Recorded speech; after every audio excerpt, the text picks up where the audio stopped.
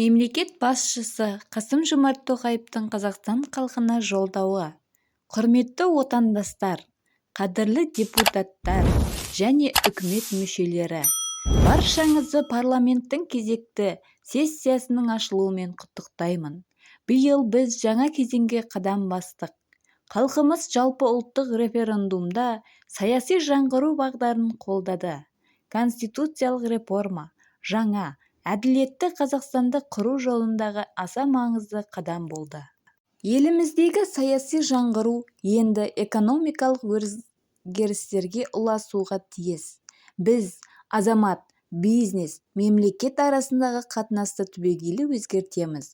Мемлекет ең алдымен бәріне бірдей мүмкіндік беріп, әділдік орнатады. Қоғам игілігіне арналған қызмет деңгейі жоғары болуына кепілдік береді. Әлеуметтік жағынан әлсіз топтағы азаматтарға қолдау көрсетеміз. Мүмкіндігі шектеулі жандарға да көмектесеміз.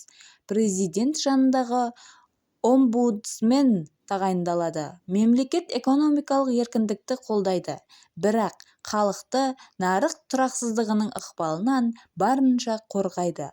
Шағын және орта бизнесті мейлінше дамытады. Енді реформалардың нақты бағдарларына тоқталайын. Бірінші бағдар – жаңа экономикалық саясат. Біз экономикамызда қордаланған мәселелерді жақсы білеміз. Мысалы, шикізатқа әлі де тәуелдіміз. Еңбек өнімділігі төмен, инновация жеткіліксіз. Ұлттық табыстың игілігін жұрттың бәрі бірдей көріп отырған жоқ. Әрине, мұның барлығы күрделі мәселелер. Бірақ оны шешудің нақты жолдары бар.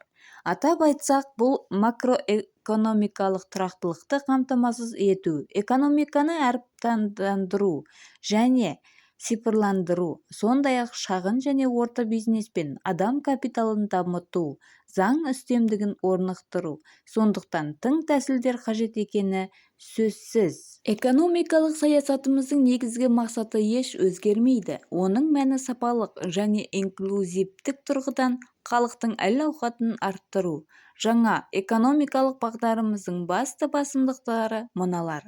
Жеке кәсіпкерлік бастамаларды ынталандыру, яғни мемлекеттік капитализмнен және мемлекеттің экономикаға шектен тыс араласуынан бас тарту.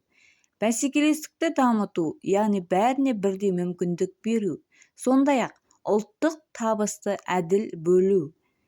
Мұның бәрі кезек күттірмейтін бір қатар маңызды міндетті шешуді талап етеді.